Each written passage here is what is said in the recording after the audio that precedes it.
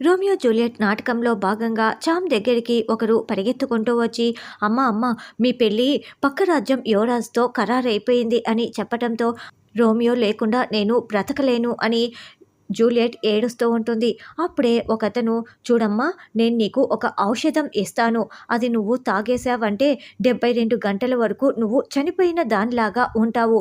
నువ్వు చనిపోయావనుకొని నిన్ను నిజంగానే సమాధి చేస్తారు. నేను ఈ విషయం రోమియోకి చేరవేస్తాను. నిన్ను సమాధి చేసిన తర్వాత కొన్ని గంటల్లోనే అతను వచ్చి నిన్ను తీసుకువెళ్ళి కాపాడుకుంటాడు అని ప్లాన్ చెప్పటంతో, అలాగేనని ఆ ఔషధం ఇవ్వండి అని చామ్ దానిని తాగేస్తుంది.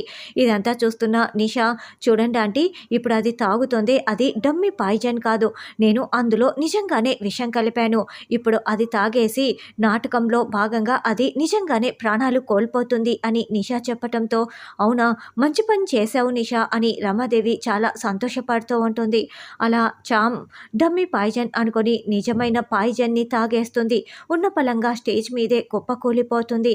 అప్పుడు ప్రేమ్ పరిగెత్తుకుంటూ వచ్చి, చామ్ లే, చామ్ లే, చామ్ అని లేపుతున్నా కూడా చామ్ ఏమో లేవకపోయేసరికి ఇక చూస్తున్న వాళ్ళందరూ కూడా చాలా కంగారు పడిపోతూ ఉంటారు. యశ్వంత్ కూడా చామ్‌కేమైంది, చామ్ చామ్ అని అరుస్తూ ఉంటాడు. మరి యశ్వంత్, ప్రేమ్ ఇద్దరు చామ్‌ని ఎలా కాపాడుకుంటారు అన్నది రానున్న ఎపిసోడ్‌లో తెలుసుకుందాం.